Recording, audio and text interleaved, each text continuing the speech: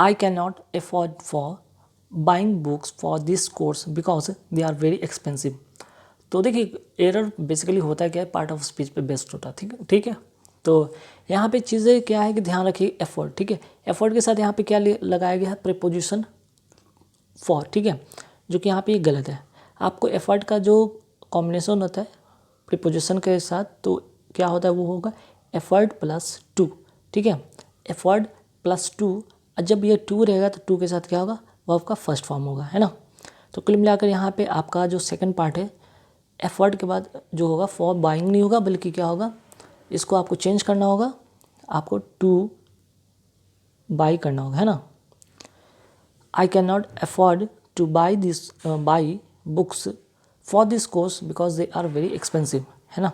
तो ये चीज़, ये एक फॉर्मेशन करना होगा। एक तो ये कॉम्बिनेशन होता है afford plus to plus V one, इस फॉर्मेट में होता है। दूसरा एक और होता है फॉर्मेट, तब क्या होता है, अगर सिर्फ इसके बाद अगर ऑब्जेक्ट रहे तो क्या होगा, एफोर्ड प्लस, ठीक है, एफर्ट प्लस, ध्यान रखिए अगर एफर्ट के बाद क्या होता है कि टू नहीं होगा, एक होता है एफर्ट के साथ क्या हम लोग यूज़ करते हैं, वो यूज़ करते हैं हम लोग एफर्ट प्लस ऑब्जेक्ट, ठीक है।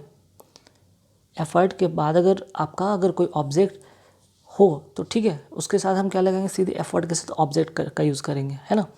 लेकिन अगर ऑब्जेक्ट के बाद यहाँ पे देख रहे हैं कि और भी सेंटेंस आगे है, कंटिन्यू है, तब यहाँ पे ध्यान रखिए। और ऐसे कंडीशन में जब एरर फाइंड आउट करने की बात किया जाए कि एफर्ट के साथ आपको प्रीपोजिशन का यूज़ करा दिया गया है, तो प्रीपोजिशन के साथ जो यूज़ होगा उस पर ध्यान रखिएगा कि वहाँ एफर्ट के साथ फॉरने को टू होगा।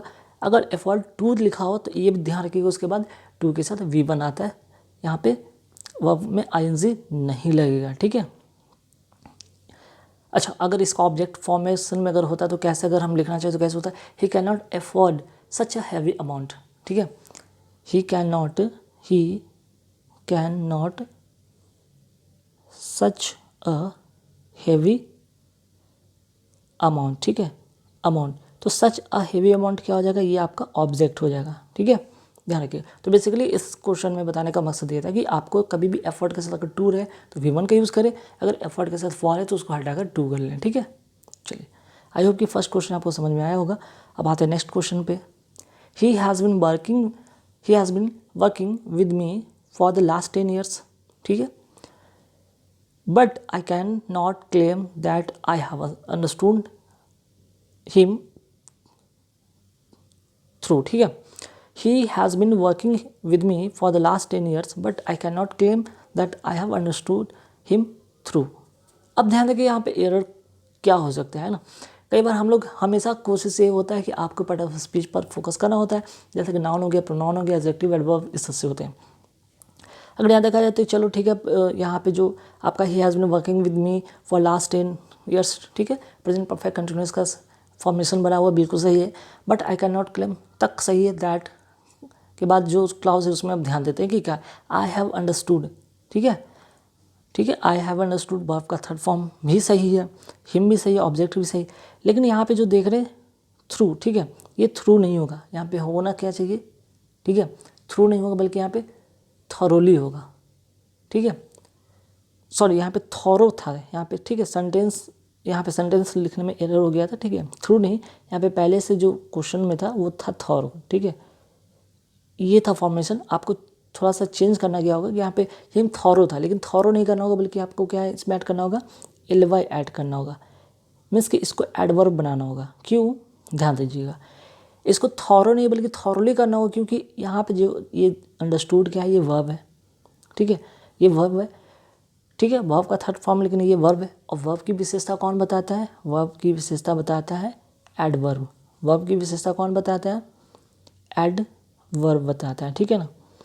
तो ध्यान रखिएगा, ये अंडरस्टूड का जो यहाँ पे जो विशेषता होगा वो कौन बताएगा, वो एडवर्ब बताएगा, थॉरो नहीं बल्कि थॉरोली होगा, एलवाई ऐड करेंगे यहाँ पे, क्लियर। चलिए आते हैं नेक्स्ट क्वेश्चन में कि सिंस, अब देखिए थर्ड क्वेश्चन पे आता है कि since she was not aware of the effect she might has done that work. Sentence में कहाँ पे एरर है, तो जब सेंटेंस पढ़ते हैं तो फर्स्ट पार्ट में एरर तो यहाँ पे नहीं दिखता है, सेकंड में भी कोई एरर नहीं, थर्ड में अगर आते हैं तो यहाँ पे एक चीज़ दिखता है, ये माइट जैसे ही दिखा, ये माइट, ये है क्या भाई आपका मॉडल, ये मॉडल ऑक्सिलरी है ना, मॉडल ऑक्सिलरी है, और इसके साथ क्या लगा है, हैज़, जो कि गलत है। ये हैज़ क्या होगा, यहाँ पे नहीं होगा, बल्कि क्या लगाना होगा, आपको हैव करना होगा, ठीक है, तब जाके ये करेक्ट होगा। She might have done that work, और पता है कि हैव के साथ जो फॉर्मेशन होता है वर्ब का, वो थर्ड फॉर्म का होता है ना।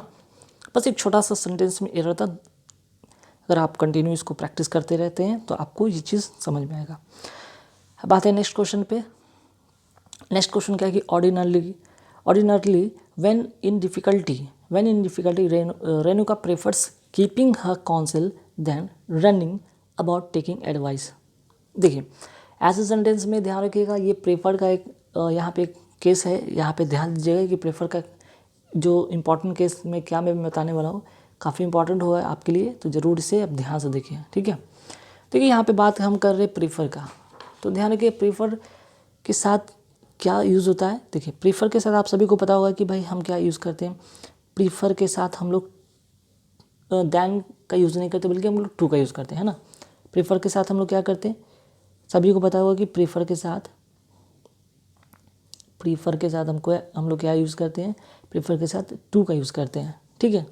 लेकिन इसका कंडीशन भी आपको जानना होगा कि कब, जब आपका प्रीफर के बाद, ठीक है, प्रीफर के बाद आपका क्या हो, नाउन हो, ठीक है, नाउन हो फिर टू हो और तब नाउन हो, है ना। मीन्स कि दो नाउन हो तब वहाँ पे हम क्या लगाते हैं, टू का लगाते हैं। लेकिन प्रीफर के बाद केस तब चेंज होगा जब यहाँ पे नाउन ना होकर अगर वर्ब होगा, दोनों साइड वर्ब होगा, तब क्या करेंगे भाई, तब आपको यहाँ पे रादर देन का यूज़ करना होगा, ठीक है। ध्यान रखिएगा प्रीफर के बाद अगर नाउन हो तो ध्यान रखिए उसके बाद हम क्या लगाएंगे, टू लगाएंगे, प्रीफर नाउन टू नाउन, इस तरह से कॉम्बिनेशन होगा। जब प्रीफर के साथ अगर वर्ब होगा उसके बाद फिर से एक और वर्ब होगा, ठीक है, तो उन दोनों वर्ब के बीच में क्या होगा, रादर देन का यूज़ करेंगे, है ना, ध्यान रखिएगा। तो यहाँ पे देखिए कि ordinarily when in difficulty Renuka prefers keeping, तो भाई कीपिंग क्या है, यहाँ पे नाउन है, ठीक है, नाउन है, कीपिंग हर काउंसल दैन रनिंग। अब नाउन वाले केस में मैं क्या बताया था, यहाँ पे दैन रनिंग, ठीक है, ये भी क्या आपका एक नाउन एज अ जेरेंट काम कर रहा है यहाँ पे, है ना। नाउन क्या काम कर रहा है, as a gerund, as equivalent noun जिसको कहते हैं हम लोग, ठीक है। और यहाँ पे कीपिंग भी क्या आपका एज अ जेरेंट जो कि नाउन की तरह काम करता है। तो दोनों एक तरह से नाउन है। जब मैंने क्या बताया था कि जब दो नाउन होंगे तब हम लोग क्या करते हैं, दैन का यूज़ नहीं करते हैं, किसका यूज़ करते हैं, टू का यूज़ करते हैं, ठीक है। चलिए आते हैं नेक्स्ट क्वेश्चन है कि people have a right to criticise but at the same time each of them have to remember the duty also, ठीक है। पीपल हैव अ राइट, ठीक है, उनको अधिकार है to criticise but at the same time, उसी दरमियान each of them एक यहाँ पे देखिए इसका कंडीशन में बताने, ईच ऑफ देम का यहाँ पर रिलेशन में बताने वाला, ध्यान से देखिएगा, है ना। ईच ऑफ देम का यहाँ पे अगर हम बात करें तो बहुत कॉमन सा एरर है, ठीक है, काफ़ी कॉमन सा एरर, लेकिन कई बार अगर आप एग्ज़ाम में होते हैं और प्रेशर में आप गलतियाँ कर देते हैं, ठीक है, तो ऐसी गलतियाँ नहीं करेंगे। जैसे कि अगर हम यहाँ पे बात करें, यहाँ पे नोट करना चाहें तो कर लीजिए। जैसे कि अगर हम ईच की बात करें, ईच ऑफ हो गया, आइदर ऑफ हो गया, है ना, फिर आपका नाइदर ऑफ हो गया, ठीक। इसके साथ एवरीवन की बात करें, एवरीवन हो गया, एवरीवन ऑफ, ठीक है।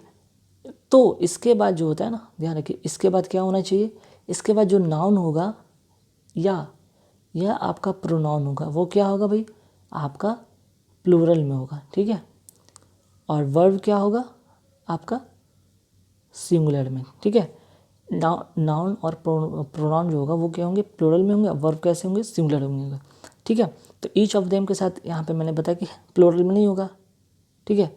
वर्ब क्या होगा, यहाँ पे जो मैंने बताया था वर्ब क्या होगा, सिंगुलर होगा, तो यहाँ पे हैव नहीं बल्कि हैज़ होगा, ठीक है।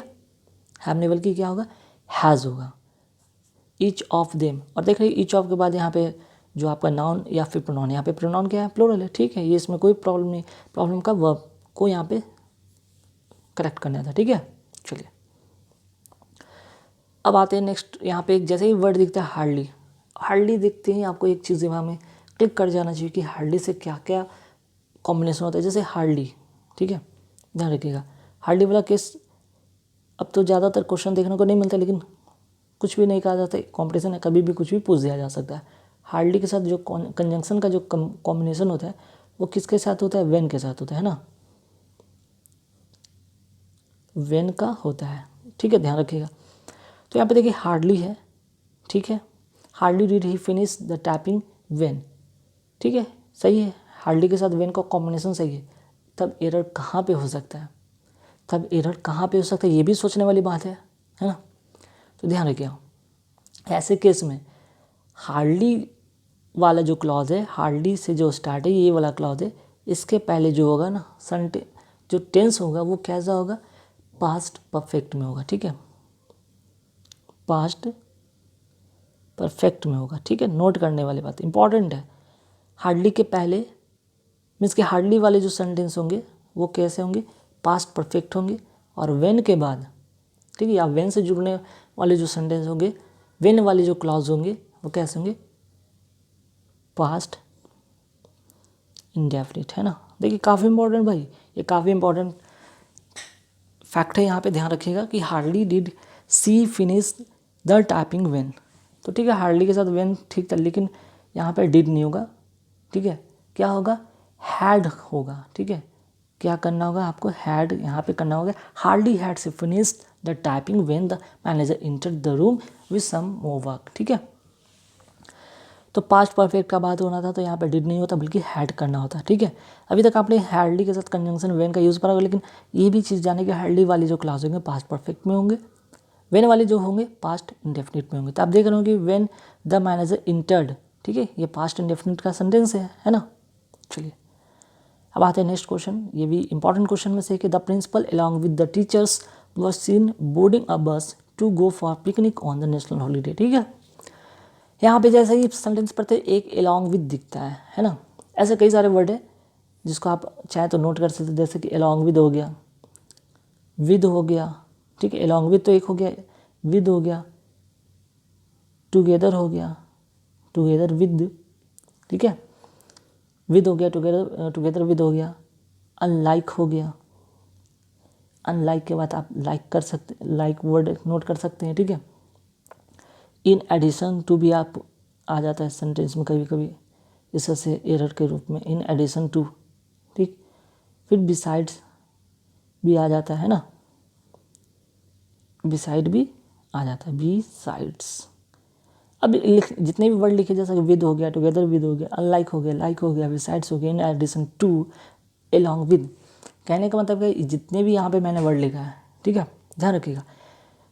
तो अगर इनसे जब क्या है, दो यहाँ पे जो आपका देख रहे हैं दो सब्जेक्ट कनेक्ट है, द प्रिंसिपल और the teacher, the principal the teachers, अगर द टीचर्स की तरफ से देखते तो वर आपको लगेगा कि भाई सही है, लेकिन ये गलत है। क्यों, क्योंकि जब ऐसे अगर सब्जेक्ट को अगर अलॉन्ग विद के साथ जोड़ते हैं ना, तो किसके अनुसार हम वर्ब का यूज़ करते हैं, अलॉन्ग विद के पहले जो सब्जेक्ट है इसके अनुसार चेक करते हैं। तो यहाँ पे वर्ब नहीं होगा बल्कि द प्रिंसिपल, चूँकि यहाँ पे सिंगुलर है तो आपको सिंगुलर वर्ब का यूज़ करना होगा। क्लियर, चलिए अब आते हैं नेक्स्ट क्वेश्चन, ये भी काफ़ी इंपॉर्टेंट क्वेश्चन में से एक है। तो पहले यहाँ पे नो सूनर वाला केस को मैं लिख देता हूँ ताकि आपको पहले ये चीज़ें क्लियर हो जाए। जैसे no sooner had plus verb का थर्ड फॉर्म, ठीक है, वर्ब का थर्ड फॉर्म, और देन नो सूनर के साथ देन का कॉम्बिनेशन होता है, एक और होता है no sooner did plus subject plus verb का फर्स्ट फॉर्म और देन, ठीक। यहाँ पे हैड के बाद यहाँ पे सब्जेक्ट छूट गया, यहाँ पे नोट कर लीजिएगा नहीं तो गलत हो जाएगा, ठीक है, सब्जेक्ट प्लस वर्ब का थर्ड फॉर्म और ये देन। तो ये दो केसेस आते हैं एग्जाम में, दो केसेस नोट कर लीजिएगा, no sooner plus had plus subject plus verb का third form dot dot dot then, ठीक है। उसके बाद no sooner plus did plus subject verb का first form dot dot then. ठीक है, आप सेंटेंस में नो सूनर देखा तो आपको पहले फर्स्ट चेक करते देन, भाई सही है, सही है।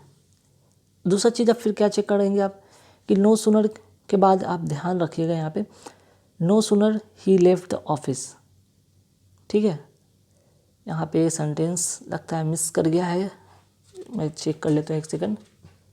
नो सूनर वाला सेंटेंस में आते हैं तो कहाँ पे मिस्टेक हो गया, नो सूनर, ठीक है, हाँ नहीं सेंटेंस तो सही है। ठीक है, करना क्या, ध्यान रखिएगा नो सूनर के बाद आपको चेंज क्या करना होगा, ध्यान रखिएगा।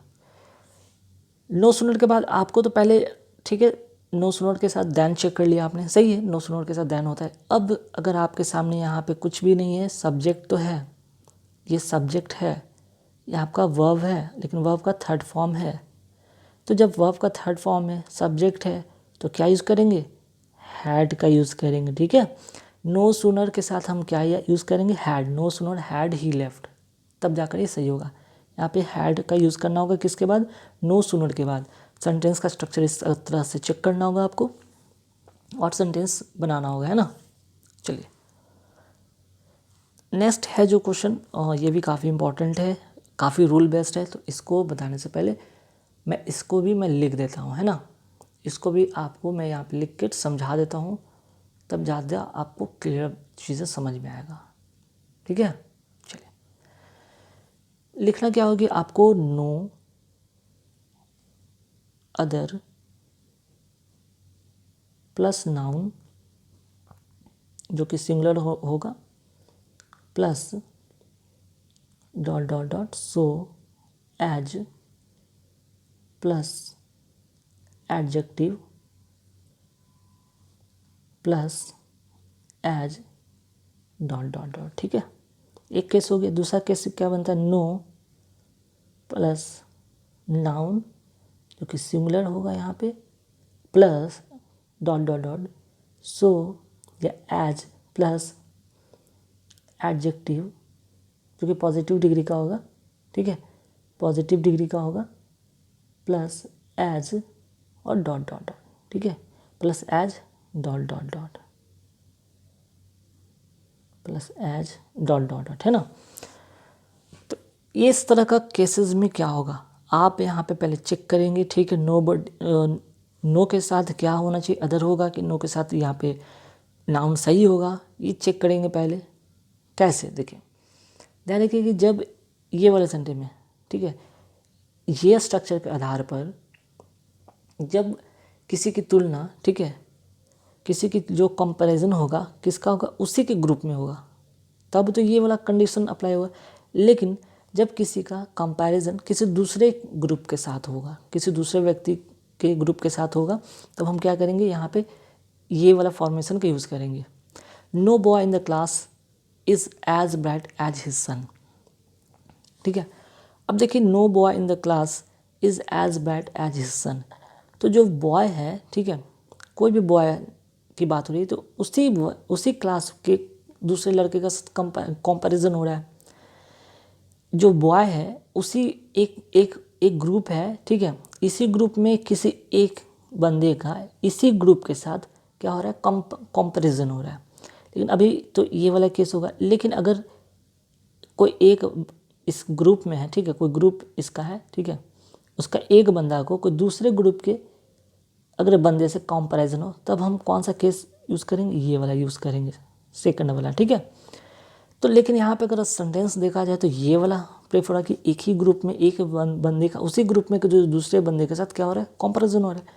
तब हमको क्या करना होगा, ये नो बॉय नहीं करना होगा बल्कि नो अदर बॉय करना होगा। ठीक है, चलिए नेक्स्ट क्वेश्चन पे आते हैं। How do you say that neither he और Ramesh has qualified in the examination. ठीक है, तो नाइदर, देखिए कॉम्बिनेशन जो होता है ना, कंजंक्शन का एक कॉम्बिनेशन होता है। नाइदर के साथ क्या कॉम्बिनेशन होता है, नॉर का। ठीक है, नाइदर नॉर, लेकिन यहाँ पे देख रहे हैं सेंटेंस में क्या लिख दिया, और, जो कि गलत है। आइदर के साथ यहाँ पे होता है और का कॉम्बिनेशन, तो लेकिन यहाँ पे नाइदर है तो हमें क्या करना होगा, आपको यहाँ पे नॉर करना होगा, ठीक है। How do you say that neither he nor Ramesh has qualified in the examination, है ना, ये होगा, ठीक। चलिए आते नेक्स्ट क्वेश्चन पे। नेक्स्ट क्वेश्चन है क्या, the captain and his wife were invited for the cultural function at my home. अब देखना होगा कि यहाँ पे क्या यहाँ पे चीज़ करेंगे, कहाँ पे एरर है, इस यहाँ पे फाइंड आउट करेंगे, है ना। तो जब सेंटेंस आपने पढ़ा कि the captain and his wife were, ठीक है, the captain and his wife, ये दो लोग हैं, ठीक है, दो लोग हैं तो यहाँ पे प्लूरल सही है, इनवाइटेड भी सही है, लेकिन ध्यान रखिए ये एक वर्ड जो दिख रहा है ना, ये काफ़ी इंपॉर्टेंट है, इनवाइटेड। तो यहाँ पे कॉम्बिनेशन क्या है, ज़रा ध्यान दीजिएगा। इनवाइटेड, अगर यहाँ पे इनवाइट सब्जेक्ट हो, ठीक है, प्लस इनवाइट हो, और किसको, समबडी की बात हो रही है कि the captain and his wife were invited, तो अगर समबडी के साथ हो तो भी क्या होगा, टू लगेगा, ठीक है। इस फॉर्मेशन में हो तब क्या होगा, समबडी हो सब्जेक्ट प्लस इनवाइटेड समबडी, तो हम क्या लगाएंगे, टू, ठीक है, क्योंकि यहाँ पे द कैप्टन और हिज वाइफ क्या समबडी है, और इनवाइटेड फॉर नहीं बल्कि यहाँ पे टू होगा, invited to the cultural function at my home, ये हो सकता है। अच्छा, कभी इस तरह से अगर फॉर्मेशन में जगह सब्जेक्ट प्लस टू बी वाला फॉर्मेशन में रहे तो इनवाइट के साथ तब भी हम लोग क्या करेंगे, इनवाइटेड के साथ तब भी हम लोग टू का यूज़ करेंगे, क्या यूज़ करेंगे, तब भी टू का यूज़ करेंगे। जैसे कि he was invited to dinner, ठीक है। अगर पैसिव फॉर्मेशन में भी हो तो इनवाइट के साथ ध्यान रखेंगे, प्रीपोजिशन के तौर पे हम टू का यूज़ करेंगे, ठीक है।